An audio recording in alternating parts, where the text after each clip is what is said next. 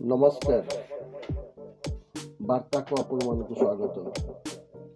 आज 21/11/2025 तारीख शुक्रवार दिन पूर्वाह्न 10 घंटिका समय कोरापुट जिला महाकुमा भवानीनगर सम्मुख राष्ट्रीय राजपथ निकट में संस्कृति भवन भित्तिप्रस्तर स्थापन कार्यक्रम अनुष्ठित हो जाइए। भित्तिमूल प्रस्तर स्थापन करने को कोरापुट निर्वाचन स्थानीय विधायक श्रीजुक्त रघुराम माछों द्वारा 10,37,00,000 मूल्यर संस्कृति भवन निर्माण करने निमंते भित्तिप्रस्तर स्थापन करागला।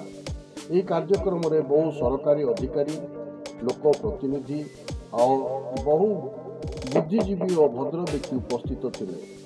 कोरापुट विपिन कुमार ह्याल खबर वार्ता सब्सक्राइब करंतु, लाइक और शेयर करंतु।